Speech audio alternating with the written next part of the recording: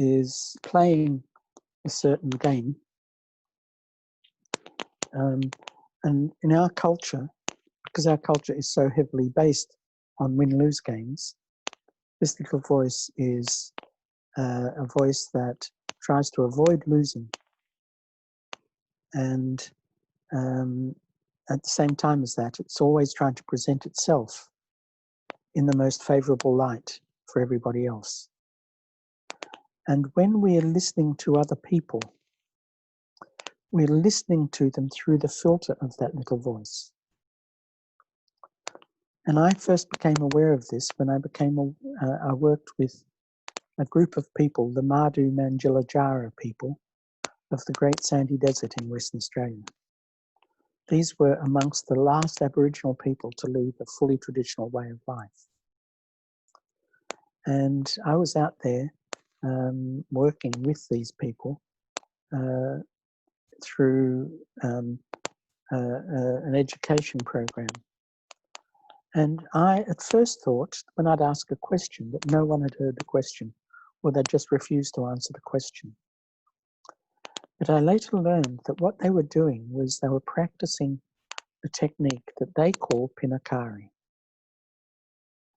Now, pinakari, in the Madhu Manjilajara language, literally means ears up.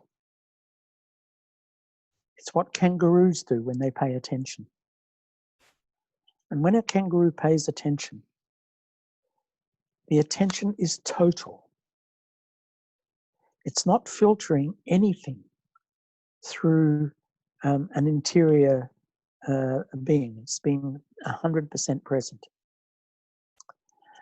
And one of the things that we came upon, we learned working out with these people, is that we, as a Dragon Dreaming project, brought Jean Houston to Western Australia.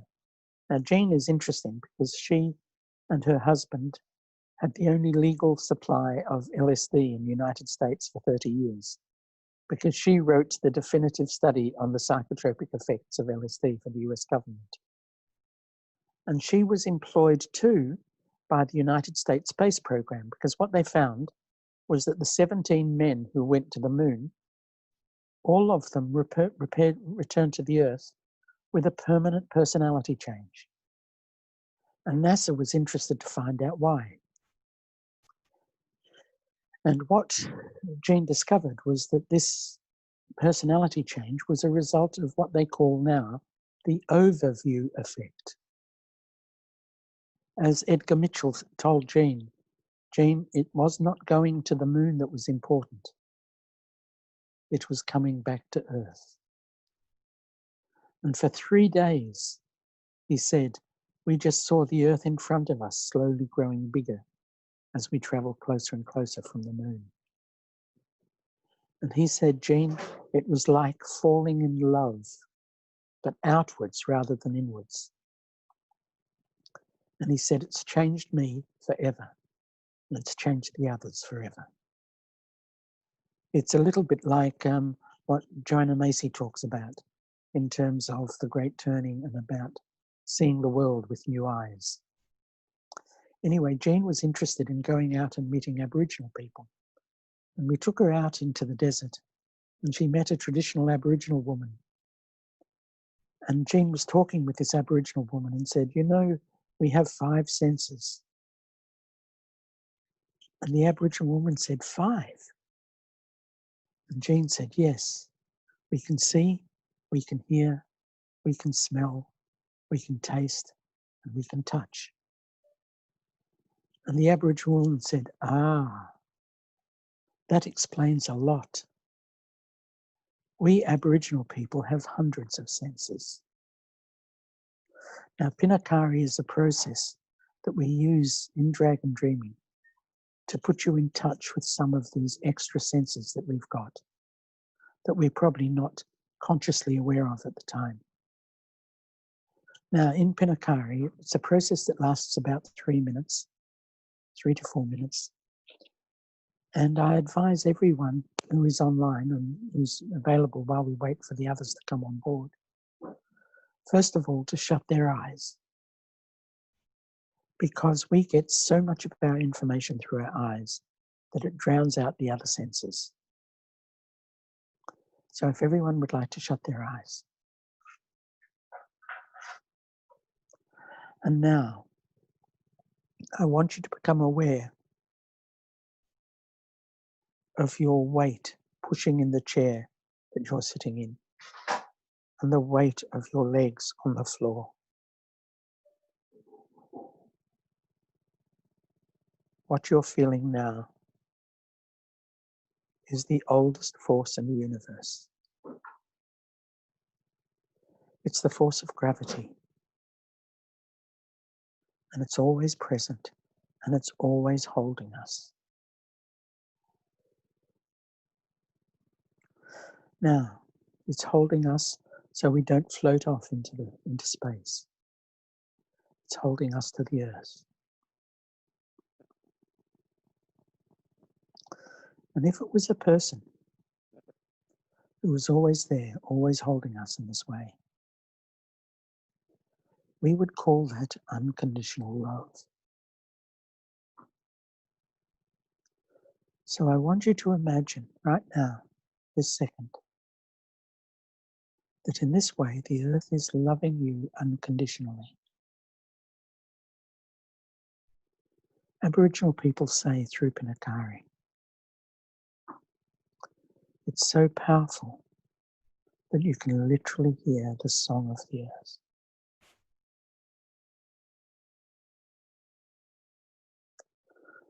So that's the start of Pinakari.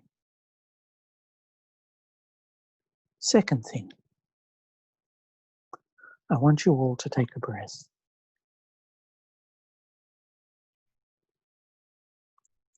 And I want you to hear the sound of your breathing. It's another one of these senses. The sound of our breath. It's always there. If you listen truly to the sound of your breath, you will hear it makes two notes. There's a high note on the inhale and a low note on the exhale.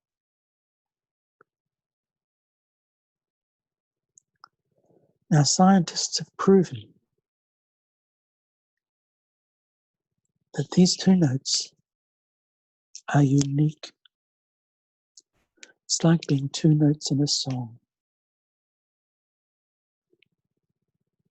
And it's a song that keeps us alive. We can go 40 days without food. We can go 4 days without water. But we can't go 4 minutes without a breath. 17/18 of the energy you live by comes from your breath.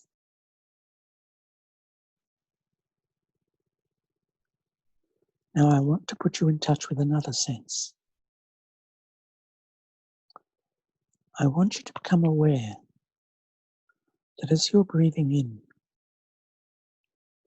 the air is a little bit cooler than the air that you breathe out. See if you can feel that difference in temperature.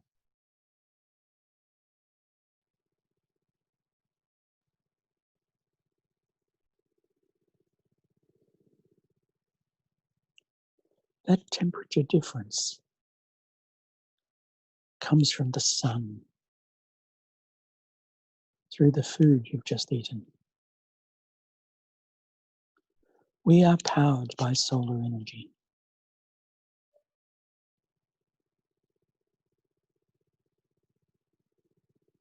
Now, a fourth sense that you might not be aware of.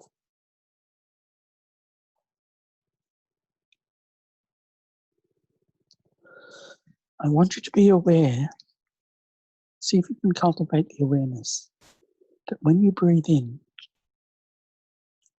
the air is a little bit drier than when you breathe out.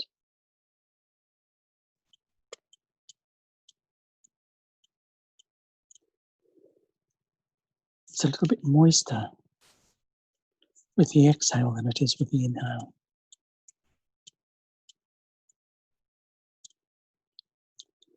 That difference is caused by the fact that 70% of your body is water.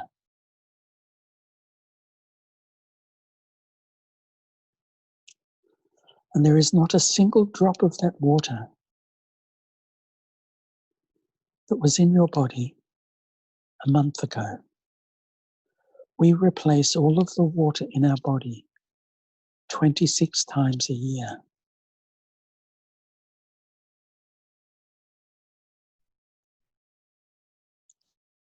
So when you breathe in, when does that inhale stop being part of the world and start being part of you?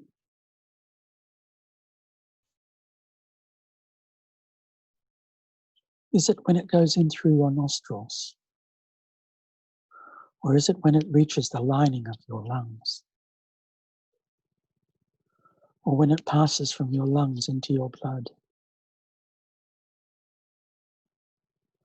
Or from the blood into the cells of your body? And when you breathe out, when does that exhale stop being part of you? Is it when it goes into the blood from the cells? Or is it when it passes from the blood into the lining of your lungs? Or travels out through your nose? Does it ever stop being a part of you? The boundary is artificial. We are part of the earth in this way. And what we do to the earth, ultimately we're doing to ourselves.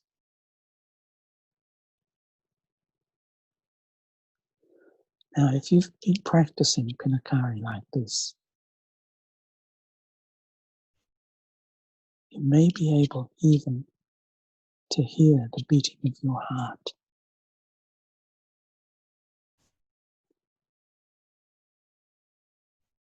You can probably feel it with the different cells in your body.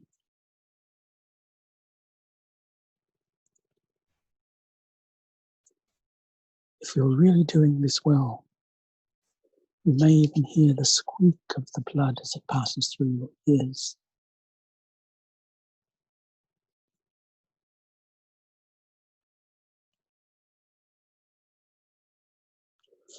That heartbeat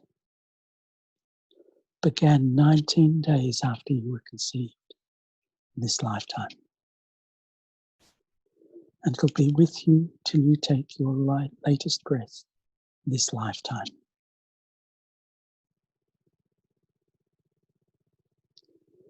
And if you've done this, as I've explained it,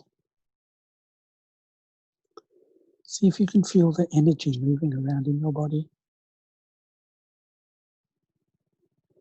and find where that energy is strongest.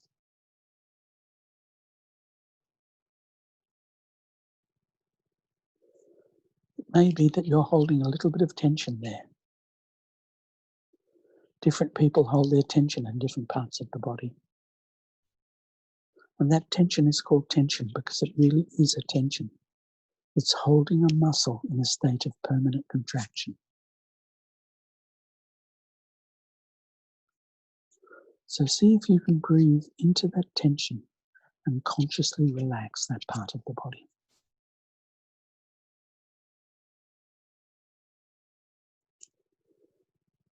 And if we've done this properly, you will find that you have temporarily silenced the little voice in the head, and you're able to be here and now with a greater degree of attention. So, now I'm going to get you to open your eyes, and you may notice something. You may notice that colours are a little bit more vibrant, and sound is a little bit clearer. The reason why is because that little voice occupies a great deal of processing space in your brain. And because you've silenced that little voice temporarily, you can see more clearly. and hear more clearly. Thank you all. Pinakari.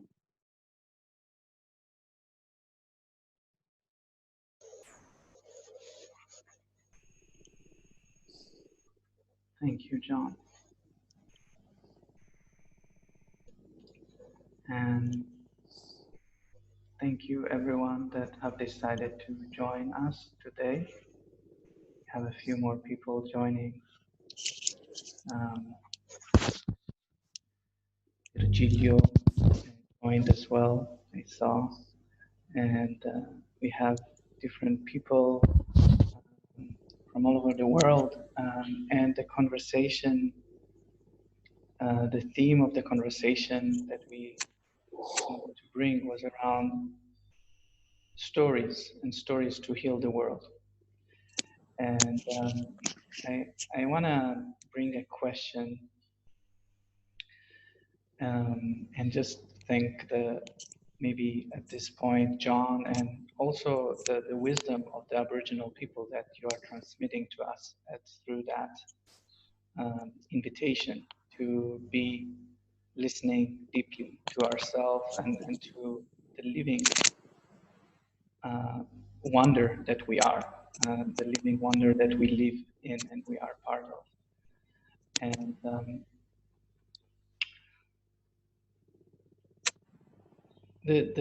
when we prepared for this, I asked you about the stories that can heal the world, and I'm now realizing is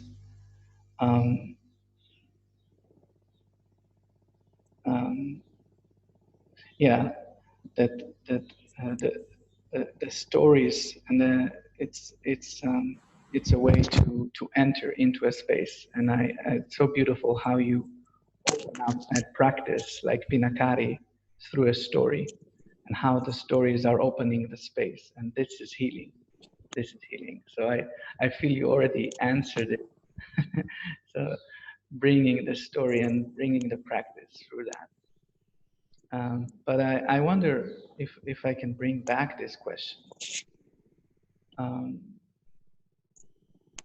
What stories do we need to help us heal the world? Or why heal the world? Maybe first of all. What's healing? And yeah.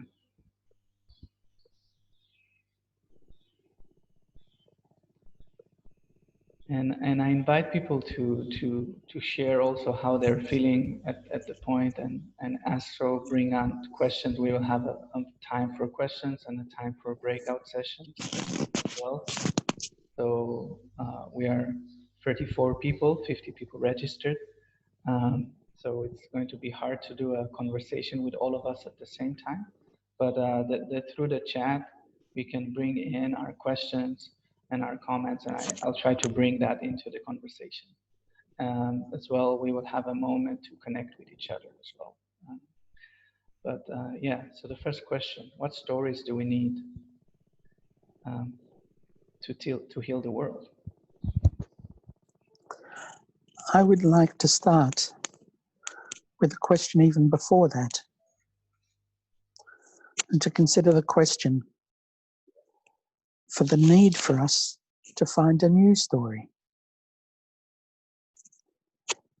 You know, storytelling is how humans create the capacity to imagine things that don't yet exist.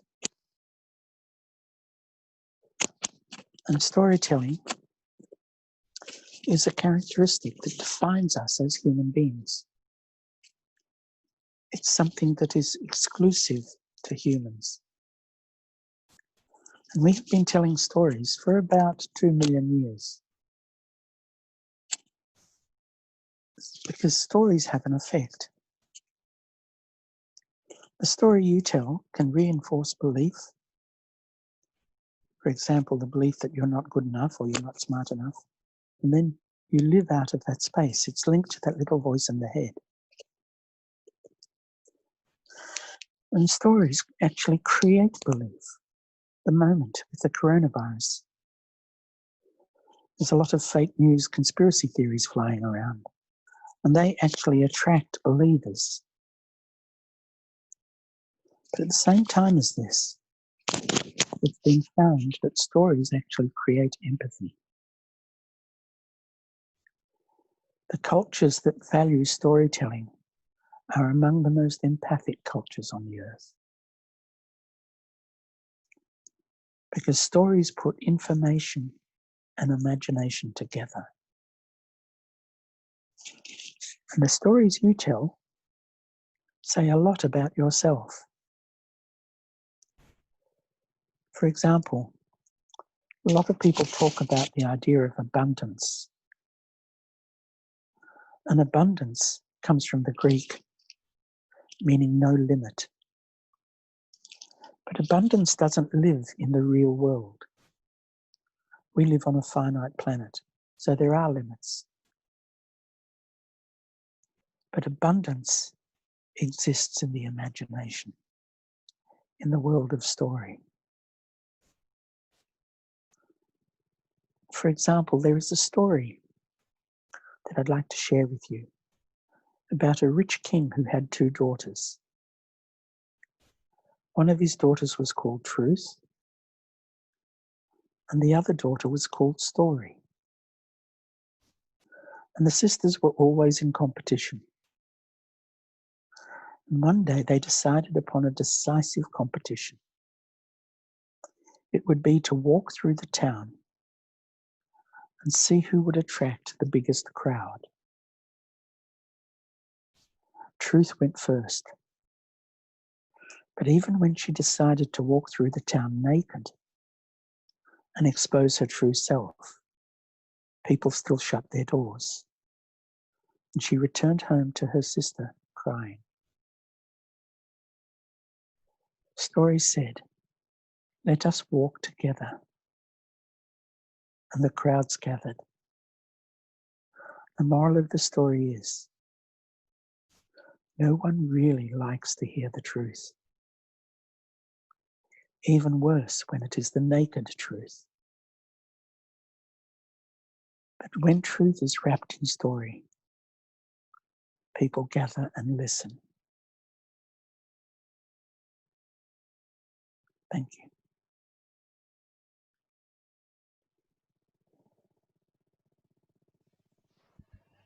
Yeah, very powerful. Truth is hard to hear, and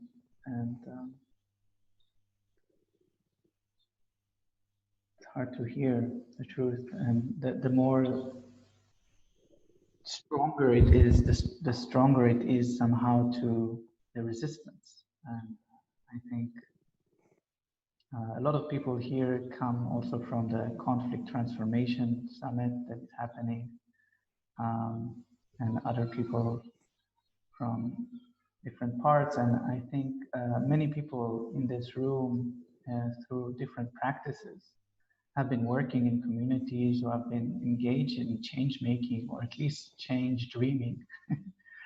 and I think and when in the conversation before we spoke about the Great Turning from John Macy, and it's such a beautiful story, and at the same time it is happening, and also it's not happening. We can see that we have great opportunities in this stopping down, slowing down, and at the same time something else is rising. Sort of it feels like there is this almost like a war of stories, I don't know, or a conflict of stories. I wonder what's your feeling about this, the different stories that we are living right now in this moment. Yes, it's a very good question. We know that Joanna Macy talks about the Great Turning, but there is a book written by a man called David Corton called The Great Turning. It's subtitled From Empire to Earth Community. And David Corton, his first book was called When Corporations Rule the World. They're both very good books to get hold of. And David Corton said in his book, The Great Turning, that he acknowledges that he got the title from Joanna Macy. He said there's a new story that's emerging right now. He says that the old story is the story of empire. The story of empire is with the organization of society through a hierarchy. He says it's a hierarchy built on violence. And it's a hierarchy that has held sway for at least the last 5,000 years, with the beginnings of the first civilizations. They built hierarchies. You know, we think of soldiers as being a permanent feature of our culture, but soldiers as a social category has only existed for the last 5,000 years. There was a time before there were any soldiers on earth. And David Corton, in The Great Turning, says that this story that has held sway for the last 5,000 years, right now, is shifting to the story of the earth and earth community. The earth community story, he said, is a life-centered, egalitarian and sustainable way of ordering human society based on the democratic principles of partnership.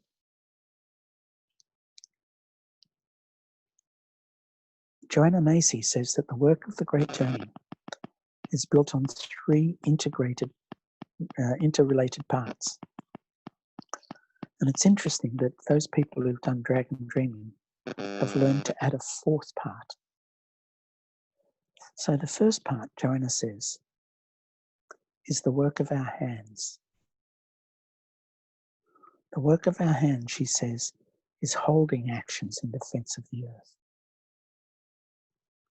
These holding actions in defense of the earth are the blockades, the protests, the lobbying, the writing of letters, the signing of petitions to try to bring about a difference. These holding actions in defense of the earth are really important because they have the power to save lives. And not just save human lives, to save lives in the more than human world. For example, people here may know of the Australian koala. Now, there were 100,000 koalas burned in the bushfires that were in Australia this last summer.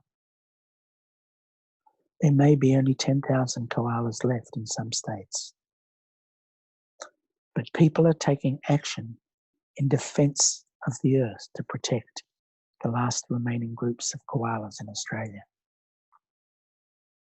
Now, this holding actions in defense of the earth is necessary work, but it is not sufficient work.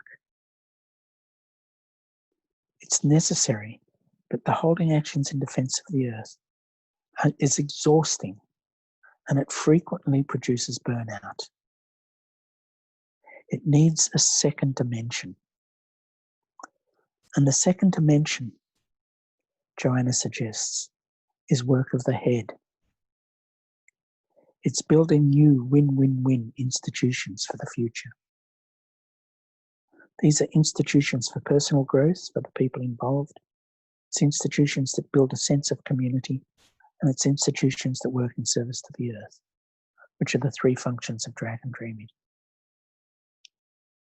And the interesting thing is that this is necessary work too, but it too is not sufficient,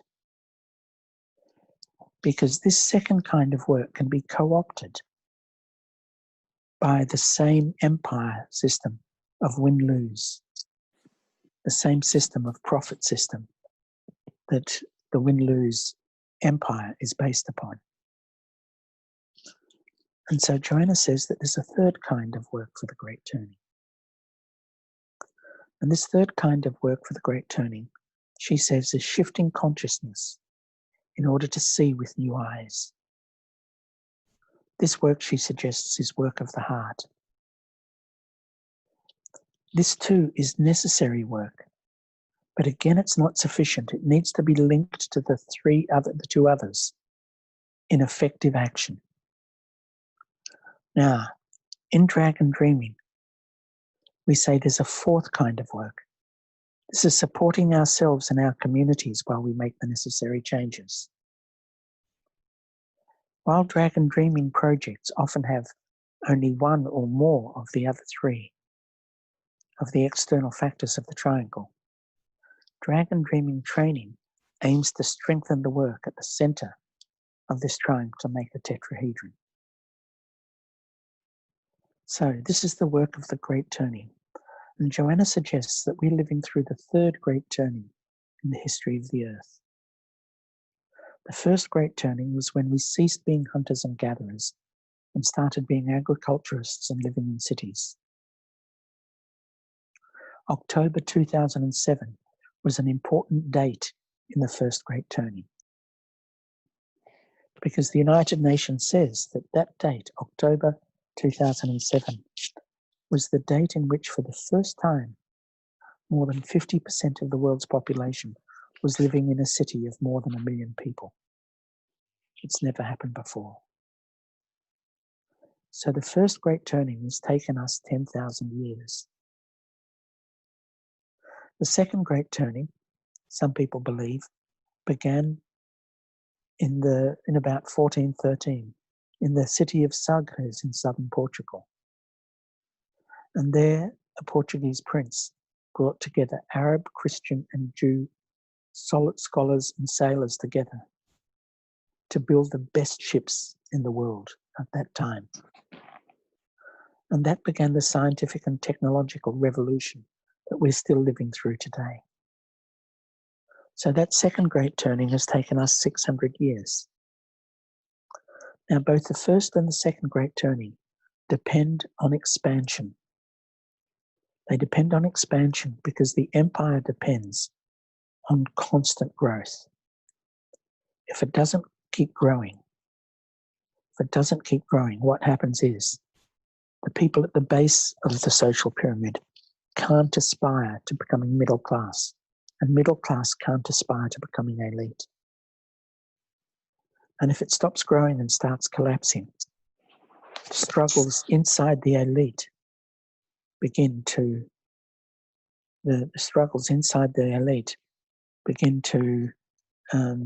consume themselves, and you go into a dark age. So, those are the first two Great Turnings. Today we face a third Great Turning. And this third Great Turning is, how do we build a sustainable culture? How do we limit climate change? How do we limit the loss of biodiversity? How do we stop the massive extinction of species that's happening at the rate at the moment of 15 species per hour?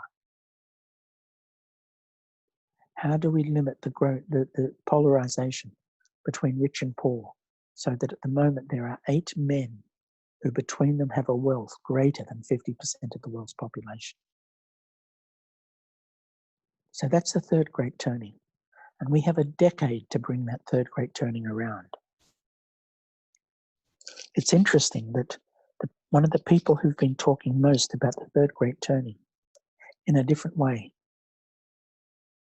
is a 16-year-old girl from Sweden, Greta Thunberg. And so she says that the way of bringing about this third Great Turning is by taking action. And Joanna's talk about the 3 steps of the Great Turning, the harnessing of the head, the heart, and the hands, provides us with the tools that we need to be able to do it. Thank you. Yeah, thank you so much. Yeah, I want to bring it when we preparing for this again, and I will share through the Sutra. We made a Sutra circle conversation space in which people can then later connect between and get the recordings of this video video, and I also made a PowerPoint and from our previous conversation, and you also will share the PowerPoint. So we'll do that. We'll have a conversation space. And well, something that came up, you were saying we will need everyone. We will need everyone, everyone, everyone. Can you speak on to which is this everyone, everyone, everyone? Yes. I often say that this third great turning is going to take us all, but all to the power of 3. We currently have 7.6 billion people on the planet.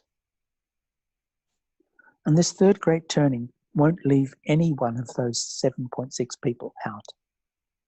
It has to be something that we are all engaged in. So that's the first all.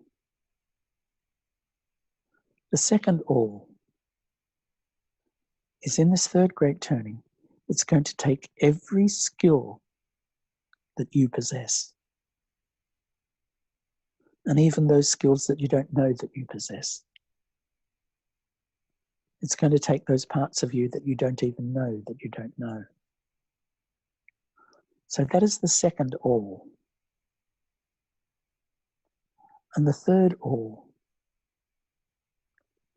it's going to take us harvesting the richness and the skills and the abilities of every culture that has existed on this planet.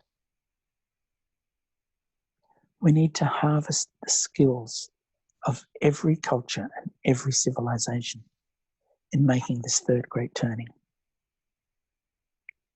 So this third great turning is a process that's going to take us all to the power of 3.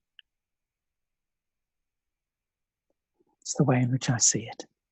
We can't afford to leave anyone out, or any skill out, or any culture out. We need them all. All. All. Thank you. Yeah, beautiful. And I just want to acknowledge that it's not easy. It's not easy to recognize that you have a gift. It's not easy to recognize yourself as one that can achieve greatness. You know, we tend to find heroes, even if it's Greta Thunberg. And it's not easy to become our self-heroes. There is the voice in the head, and there is so many other structures that maybe prevent us. Yeah, and this is the power of storytelling. You see, storytelling is the principal component of how we think, of how we speak, and how we make meaning of our lives. Storytelling mediates our social structures, and storytelling extends deep into our human ancestry. There's a wonderful book which I can recommend by a man called Brian Boyd. It's called On the Origin of Stories, Evolution, Cognition, and Fiction. And he shows how in human evolution, stories are probably the most efficient way of learning. It's a very, very strong way of sharing and remembering information. Stories are capable of retaining the attention of listeners. And stories build rapport, empathy, trust, and safety. And stories, by their very nature, create a community. Jane Goodall, the wonderful woman who studied chimpanzees at Comstream in Kenya. At Davos recently, she showed how storytelling helps people stay calm in times of emergency. And we are facing emergencies now, emergencies of COVID-19, emergencies of the climate catastrophe. And we need to be able to stay calm when faced with these emergencies. And stories help us to do that. And stories reach out to people who disagree with us. There's Helena Remken. That's a good point. I have a question about this coming out, and maybe Shula wants to bring about these people that disagree with us. She put a question in. Maybe you want to ask this, Shula. Okay, thank you, Uri. Well, the question to John in particular, but to us all. I really resonate, first of all, with everything you're saying. We cannot leave anyone out. I've been living with this question, how on earth and in the sky world. So, John, how can we then include also those 8 richest men? We can, but we've got to be careful. You see, there's about 3%, between 2 and 3% of the human population are psychopaths.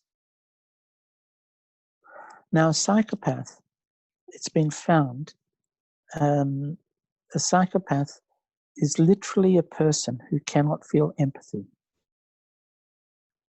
To understand the nature of a psychopath, it's possible to see one on operation at the moment if you look at Donald Trump. They are obsessed about the idea of winning. And they blame the losers for losing. They bring about suffering of others in terms of trying to get their will, their way. And we need to be able to recognize the psychopath.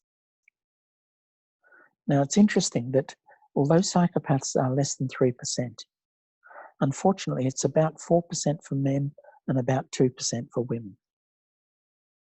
But when we look at our structures of power at the moment, it's been found that between 20 and 30% of the chief executive officers of major corporations have psychopathic tendencies.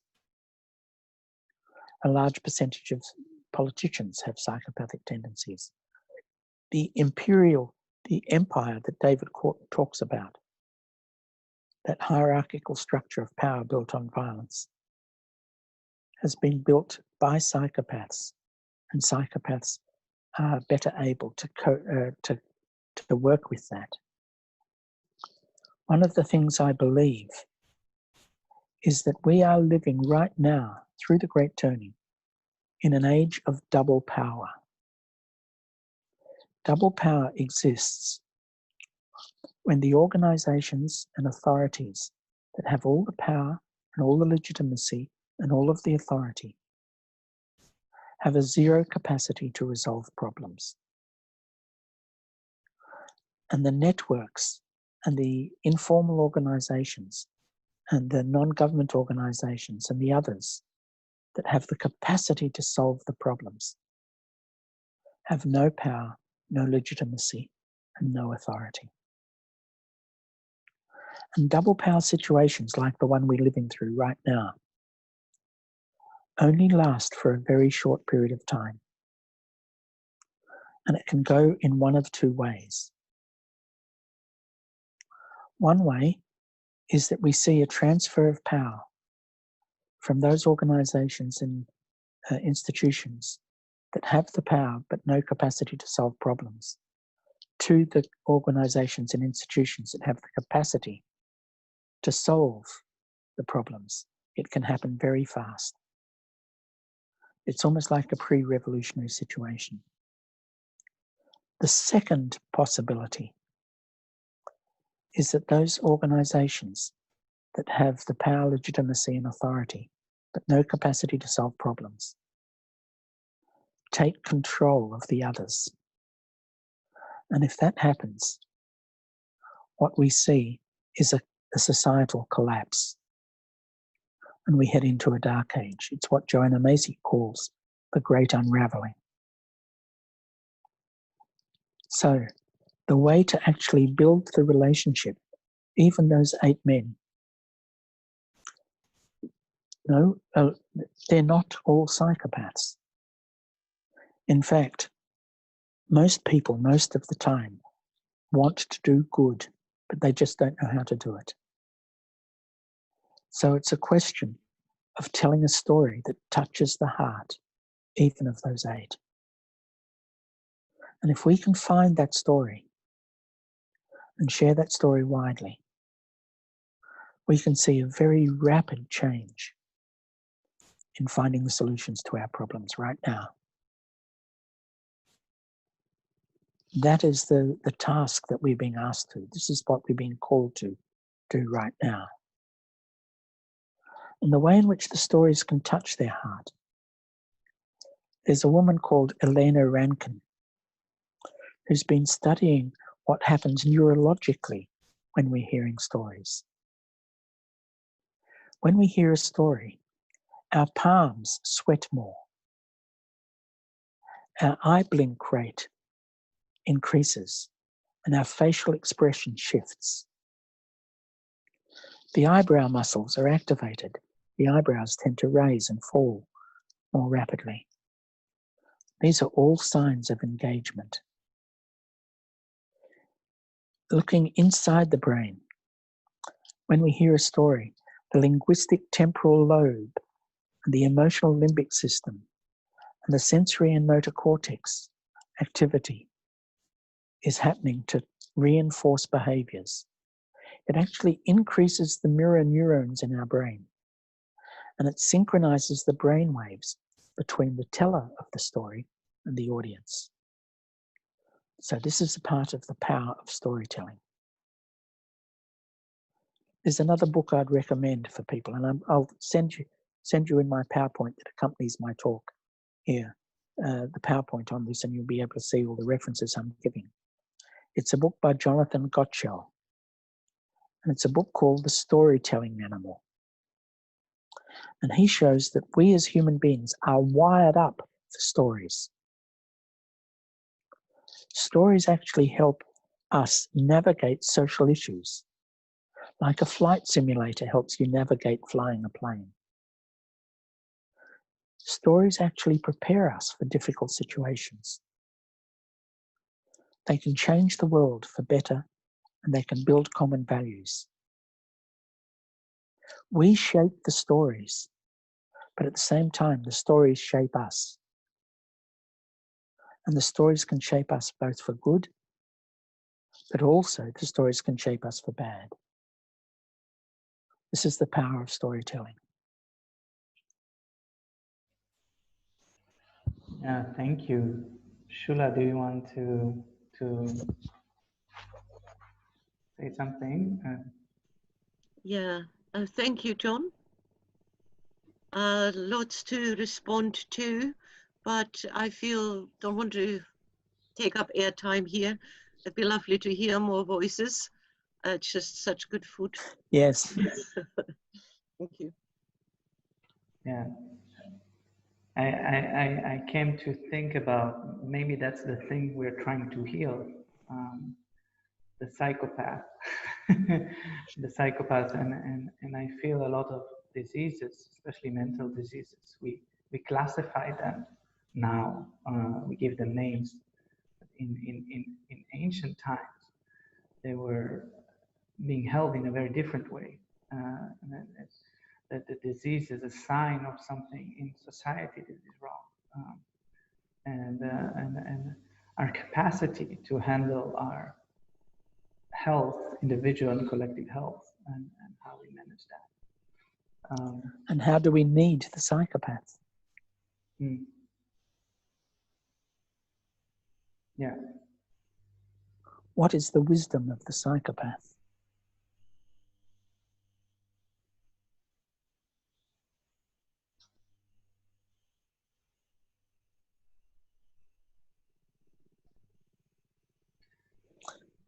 Yeah, I can share my experience. I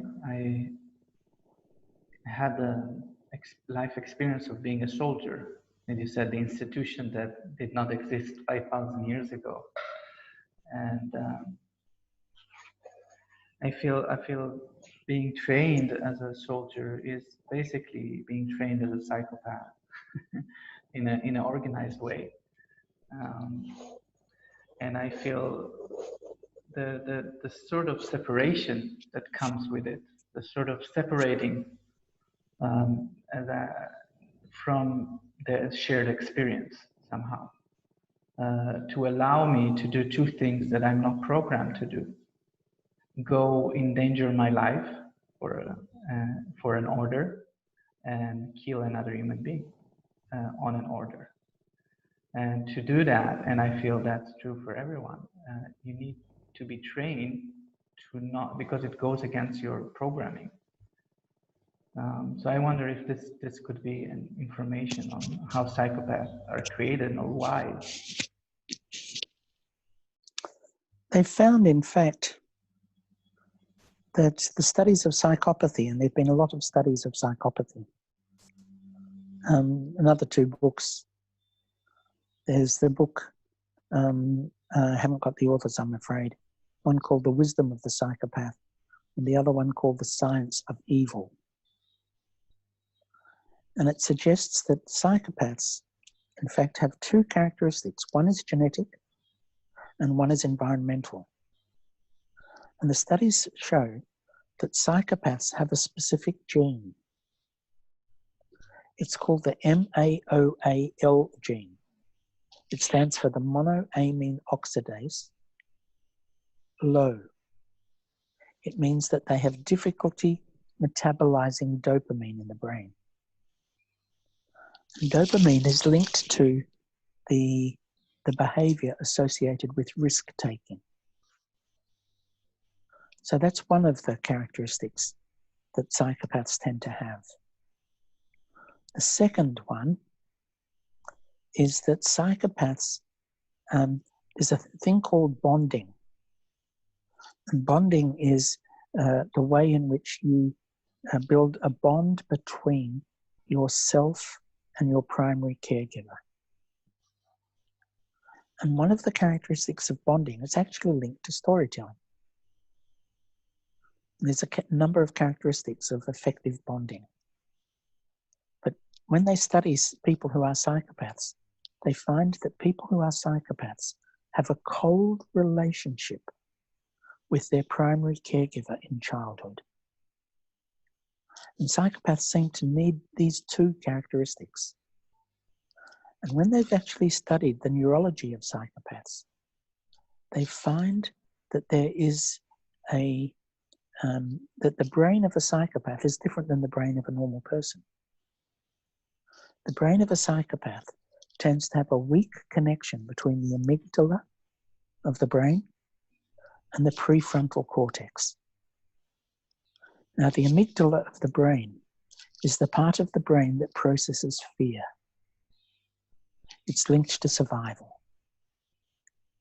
And psychopaths generally tend to have a reduced fear. They tend to be more fearless than the average population. The prefrontal cortex is where we process the ability to be able to curtail and reduce our feeling of anger. The prefrontal cortex gives us the ability not to react to powerful emotions and to rationally think things through. And what they found with psychopaths is that they're able to react much faster than the average person in terms of emotional processing in this way, and particularly in the inability to feel the empathy that the normal person feels, the ability to have a feeling of remorse or shame or guilt. Psychopaths don't feel remorse. They don't feel shame. They don't feel guilt. Psychopaths too can be superficially charming.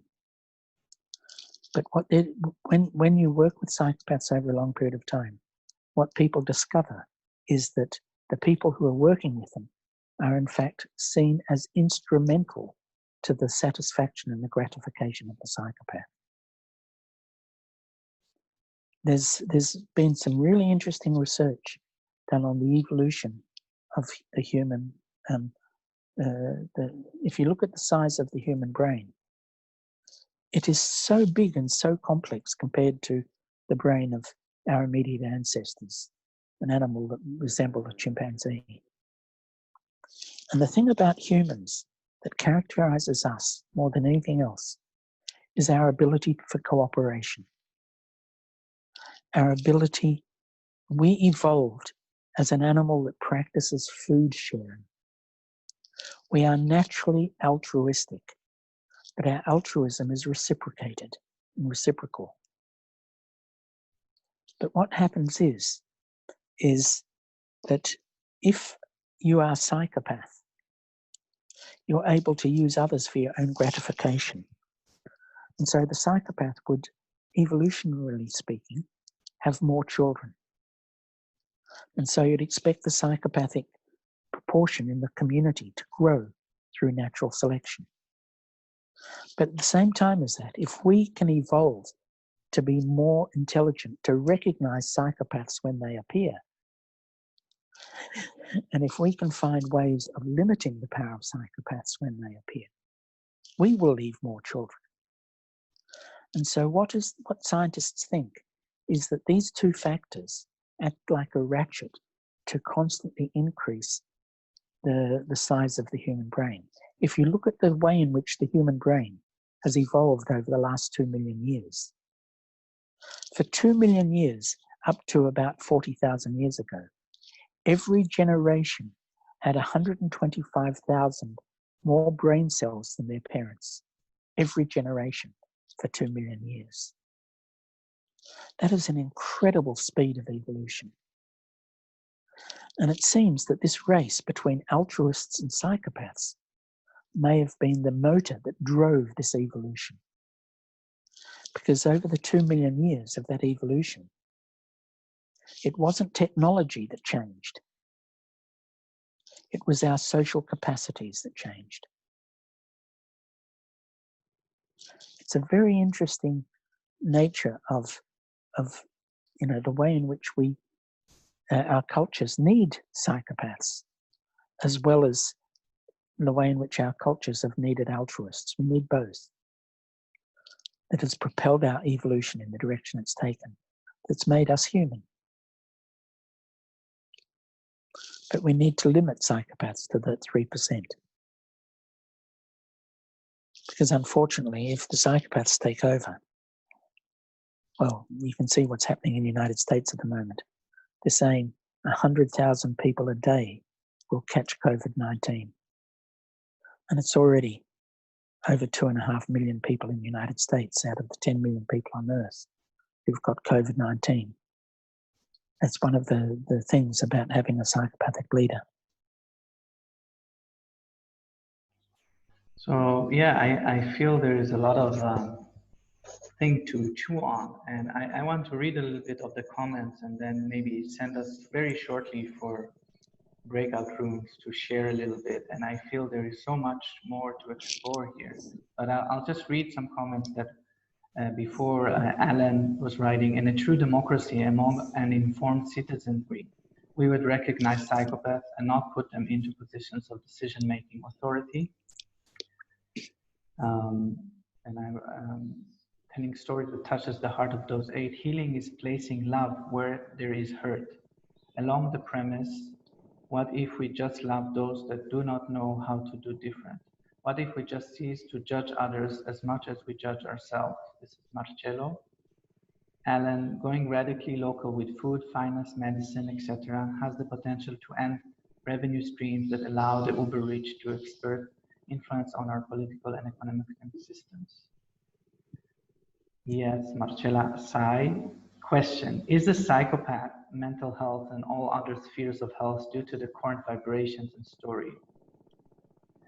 In my army basic training, part of our training included our screaming out "kill, kill, kill." Alan, Ravi, Stuart Brown. Interesting aspects of Stuart Brown about science. A play as covers some interesting aspects. Shula, my thought, what you shared from your training as a soldier, being forced to kill and let yourself be killed. This is a story, a strand that goes through all mythologies, and the sacrificial death honorable deaths, if we feel we need to look at that strand and see how it's metamorphosed in current of evolution of human consciousness. And Marcella, nice to be with you. CB, you have been told a story, a scarcity and survival story. You have been told a story about the being human is. We have socially been traumatized to behave in a way to attain what we've been told to need and value within our culture. People are disconnected from gratification of community, nature, creativity, and replace all with growth, profit, wealth, reconnect people to the care of love with different needs and values. Remember that everyone is the hero in their own story, trying to help themselves or their friend, family. So I also remember talking with you, John. I always remember those things that are necessary for a transformative event. But and every time I ask you, you give me a different answer also. But I remember the last part, which is committing for action. And we have about 20 minutes. And I feel, I just want to invite us to do 10 minutes of just being connected with that, like everything we heard here. And then I'll create breakout rooms in which you can find yourself with another human being. Hopefully it's not a psychopath. And there we can share from the not knowing, from what is alive at us right now, you know, listening to all what we have heard now. How can we, what could be an action we can commit? You know, because this can look very big, very difficult to achieve. But what could be an action I can achieve right now with the people I know, the networks that I know? What can I do? And then we can have a sharing of that in the bigger group. And try to keep it short because we have a short time. But so I'll create this. And John, will you be joining a room also? And Hector. So I'll create 10 rooms. So you be 3 or 4 people and try to kind of have at least 1 minute each in that room to think and feel what is the action I want to commit to following this conversation. Okay, if you prefer not to join the room, you can stay here as well and share it in the chat if you wish. So it's going to be 5 minutes, 1 minute each.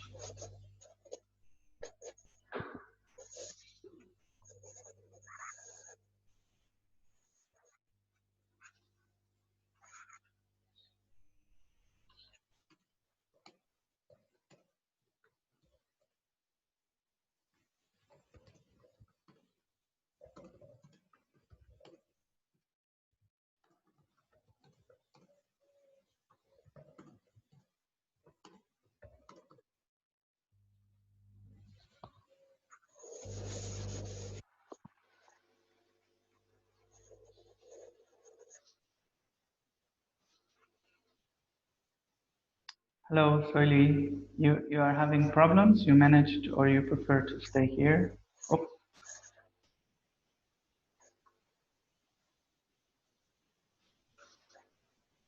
Oh. Unfortunately, my person wasn't there. Okay, I can send you to another room if you wish. Yeah. Let me find you first. Richard, Richard and Melissa, I'm called. Okay, I'll move you to another room. Moving you to another room. Yes. If you are having troubles to get into a room, I can send you. Can you move me to some room, because there was a screen like some description and I cannot see the other people. Okay, now I'll try to move you to another room. Do you see that? No. Because I already assigned you to a room. Do you see some breakout room option? Or we can do it here if you wish. We are. Yeah, why not? You want to go? We're 3 people here. So. We are like a small room ourselves. Yes. We don't need to go anywhere. You want to start, Daria? There's some noise in your side, but I don't know, it's quite quiet at my side. Yeah, it could be some disturbance, electronic disturbance. But yeah, I can start and say my commitment is to show more care in my relationship and pay more attention to when I'm being a psychopath. And sometimes I can be. A psychopath for me, in that sense, is not noticing other people. So being more caring.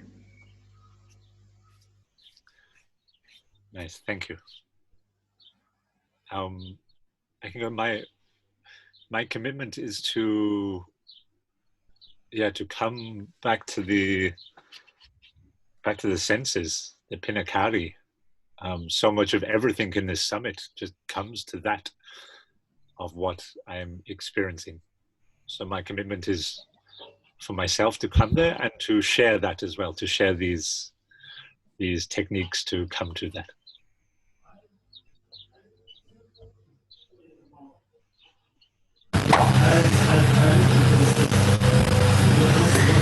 Thank you.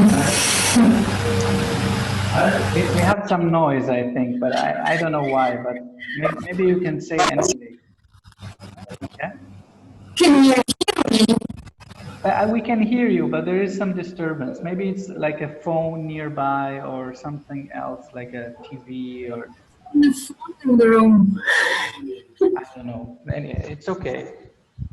Well, if you can bear with it and listen, I will be short. My commitment is to express myself more as what I have learned and the experience that I gained through last years.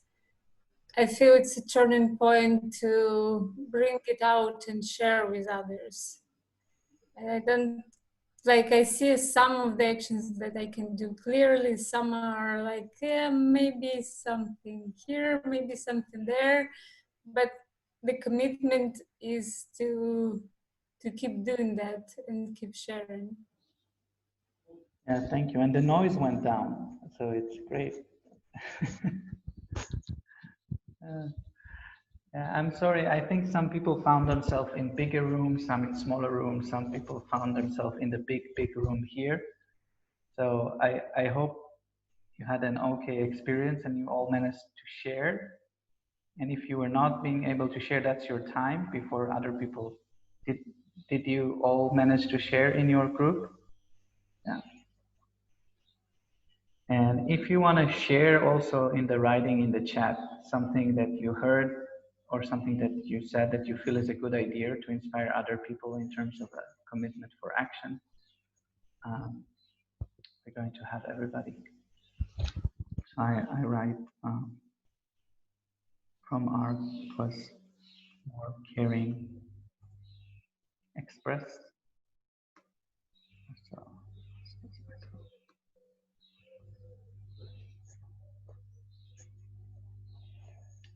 hello everyone. I hope you had a good experience in your room. I know some of you have been in bigger rooms, some of you with just one person, some people, we were creating a room here.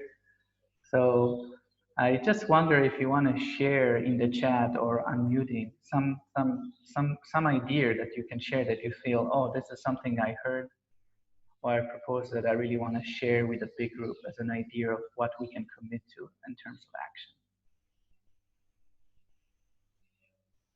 Just in the chat, or if you wish to unmute yourself and share that, that's the good time. Uri, can you let me know who was the person in Lisbon that I was in the chat room with? Yeah, because I want to send him some document. It was me. It was me. Yes. Yes, I want to send you some more information on that, what I was talking about. Okay, thank you, John.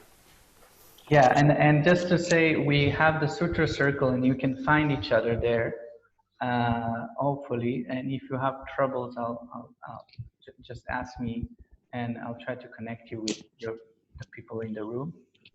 And yeah, anything you want to share from the experience? I know it was very short. Yeah, Kim. Thank you.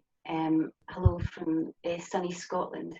And I would just like to share something more about a thing for people to hear about that I was wondering if John and yourself had heard of, to do with sociocracy, and also looking at the work that's happening. I know that Ted Rao is part of also the organising or hosting or doing some work within this collective, and so sociocracy for all, as well as the other kind of toolkits, because I'm feeling that that's where the heart, the head and the hand and kind of the things that John was talking about really does resonate in there. And so also John Buck's Bossa Nova is showing how toolkits, like bringing things together that you look at and they align. So I would bring that into conversation as possible of where you can also place your thought and action as well. Thank you, Kim. Yeah, anyone else want to share something from their conversation that they came up with and feel can inspire others as we move forward in this moment of time? Or you have a question, also a question, it's open question. I can just share from our group. It was so beautiful to be in the room with Vinita and Carrie, and to share the space and time together in our curiosity and interest in storytelling, and feeling more empowered to be storytellers ourselves, to step into our full storyteller capacity. Thank you, Manuela. We are all storytellers. I would also love to share with you, and thanks for this amazing chat with Martin and Shanti. And just very quickly, what is bringing me to this summit, coming from the transformation conflict transformations, I mean, is the project that we are building in Portugal to bring a new village, a new eco village, where 100 families can live together. And we are on the first moment trying to get the community, and I'm leading one of the neighborhoods, and I'm an artist and also a therapist, and I'm trying to bring my community with young people, but it's this moment of inviting people and getting everyone and even me motivated, to bring everyone in building a completely new way of living. It goes from rethinking politics, economy, science, and religion, and how to bring spiritual in everyone together. So I want to thank John and all of you for providing this space, because I'm really discovering how the world is made by stories and not atoms. Just so I think it's the power of the story. And today I'm going to write to everyone this invite of what we are projecting, and to see who's really into it. So thank you all for anything you can give as an inspiration. Even more, I'm just here to listen, and hope that soon we will have this project as something really happening, and that we can share it in here and show you this is our village, and I'll be talking from there. So yeah, thank you all for this, and it's good to let you know what we're doing here. We're really trying to build a new way of living as best as we can. Gosh. Good luck. Yeah. Hector, yes. Oh, it's so many things happening, but storytelling is perhaps the new word that we used to call myth. Myth had those two meanings of the myth and the telling of the myth, the growing of the myth. in our group, we talk about something you mentioned at the beginning, John, is that we all carry gifts. We all carry medicine for the world.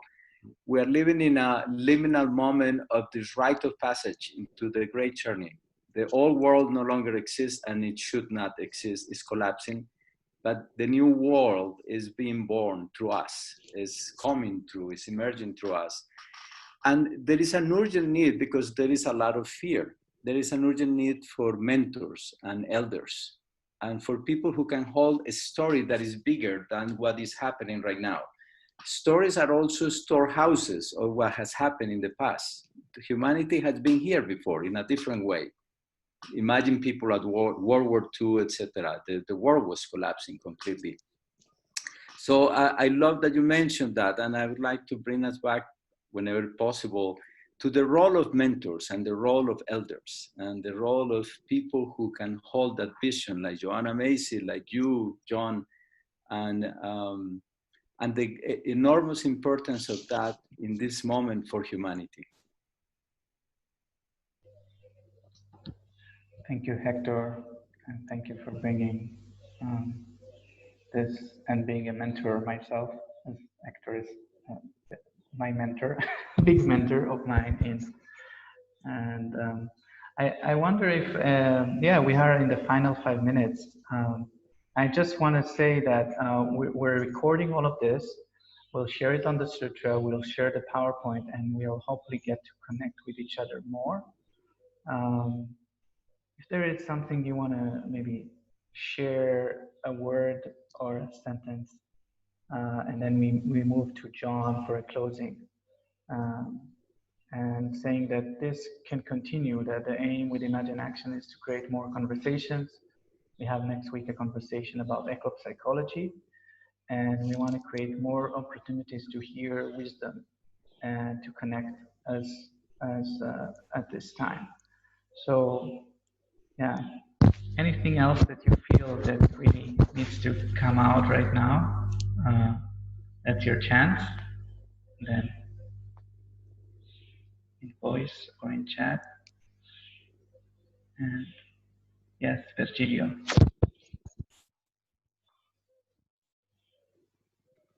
Just wanted to resonate with what Hector was bringing, and the idea of griots. Griots are the storytellers in African villages, and they basically tell the story of whatever happens in the village, and in that way they preserve culture, values, and habits. And if you are born into a griot family, you are a griot as well. So that means that your grandfather was a griot and your dad was a griot. So there's a whole kind of a professional pathway to become storytellers. And they do it in many different ways. So by sitting people around the fire to tell stories, but also by creating songs.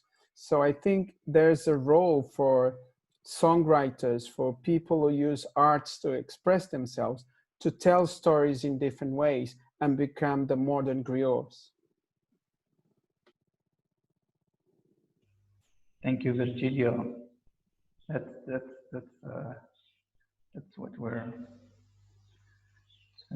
that's a beautiful vision that we hope to co-create together. The modern griot. And all of us. Yes, all of us. We are all the modern griot. I'm developing an app I will share about in the Sutra. If you want to test it, it's a storytelling app. And hopefully we can share stories and be storytellers. Maybe that's what we need. I want to bring it back to John to close us off, and just to thank him again for his wisdom and time. It's late, it's getting late in Perth, and yes, and we'll just kind of for final words, and obviously deep gratitude from all of us. Yes, I'd like to thank Hector for talking about the nature of myth. Because myth, in the modern world, we think of myth as being not true. But in Greek, myth actually means truth. Mythos means truth. And there's a website that I can highly recommend for everyone to have a look at. It's www.ageoftransition.org, transformation.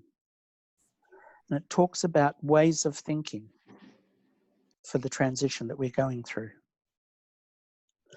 And he suggests that there is, in fact, 4 different steps. And it's interesting how these 4 steps relate to the 4 steps of dragon dreaming. The first one is the step of mythos. This is like the dreaming stage in dragon dreaming. Mythos is symbolic. It's the domain of the epic story. It engages the imagination and creative practices. It's about making of meaning. So that's the first step. The second step is the step of episteme. Episteme is the rational domain. It's the domain of holistic sciences, collaborative inquiry, adaptive social learning. It is the step that takes information into understanding. That's the second step. The third step is something that Uri has been talking about already. The third step is techne. It's the instrumental, it's the domain of earth-centric technologies, ecological economics and governance. It's about ways of doing things. And the fourth step is psyche. This is the existential realm. It's the domain of earth-centered consciousness, ecosystem feedbacks, and heart connections. It's the step of recovering wisdom. And so these 4 steps, mythos, episteme, techne, and psyche, can be seen as the way of building the story. Your story. Each person here is a story. And it's the story of how do you become the hero of your own life. And in that heroic journey that you're being called upon to undertake right now, a resource that is available to you is the story of the hero of 1,000 faces of Joseph Campbell. The story of the heroic quest.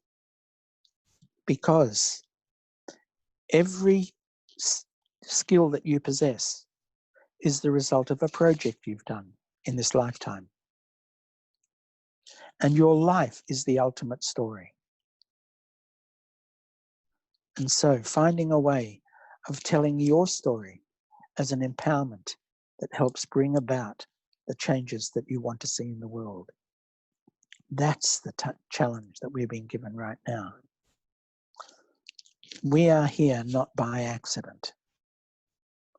We are the people that we've been waiting for.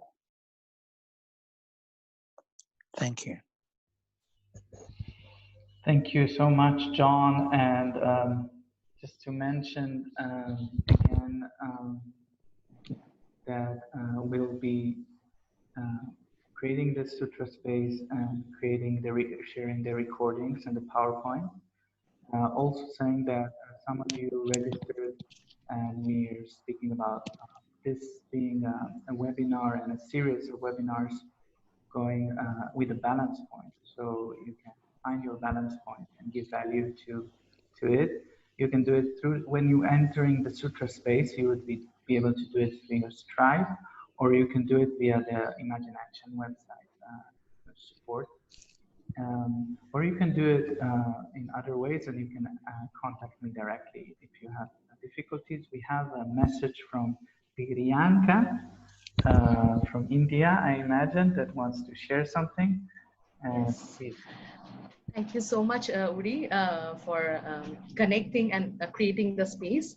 John inspired me to speak, especially the last few paragraphs. Actually, like it inspired me to talk a little bit about my work, because one of the way how I we all, some of us are coming from the space of theater of the oppressed. And I try to take theater of the oppressed a little bit into storytelling. And John right now spoke about myth. Hector also spoke about myth. What I do is in my work, I try to see resonances with folk tales, myths, legends around the world with my own personal story. Because what is truly personal will definitely be universal. So I don't know which way it goes. Is it my story that is inspiring the new folktales that is going to be created? Or is it the folktales or myths that is impacting my story? But what I try to do is I try to find resonances and myth, my personal story and myth. I try to sandwich it. Ask the audience, can you see there is a change that I can really bring in my story? Because sometimes we as storytellers, we feel we are not the change agent. We are not having the authority of our own story. We feel helpless. And that moment might be, I'm not able to change my story at that moment, but I can change the age-old tale, the traditional tale, depending on the input that is received from the audience. And it's amazing because what happens is, last week, I shared a story about my mother and how she stopped singing because of certain kind of chemistry in the house. And the audience changed my story. And the audience changed the myth, rather. The audience didn't change my story. But what happened was my mother heard me telling the story. And she actually started singing. She actually started playing harmonium once again. So it's amazing what you right now said, John, because I absolutely resonate with that. The power of myth and the power of truly universal and the power of truly personal. Thank you so much for that.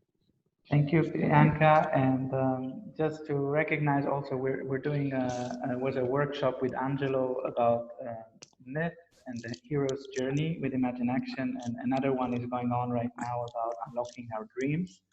We're finishing it, and we are hoping to propose more of that and bringing in more new artists. Maybe Priyanka, you want to join us and create a network of ImaginActioners and griots, modern griots that share and co-create this knowledge together and for the future. And again, once again, thank you to John and everyone here. Actually, maybe we can just open our mics and kind of salute everyone and say thank you. And just to say that the Conflict Transformation Summit is going on all the time, and there are many spaces. There is a community cafe, and there are many spaces there to connect, and I'm very inviting you to connect with that. And we can open our mics. Just before people say goodbye, yes, John. I want to thank you, Yuri, for bringing us together. I want to celebrate the work that you've done behind the scenes that's made this possible and made it happen. Thank you very much. Thank you, Yuri. Thank you, John, as always. Thank you for the spirit in our conversation. You give your gifts to the world. Thanks. Thank you, everyone. Thank you. Bye. Toda raba. Thank you. You can say thank you in your own language also. Oren tongue. Grazie. Bye. Grazie. Missing you already. A bientôt. Terima kasih banyak. Thank you. Bye. Thank you. Salud.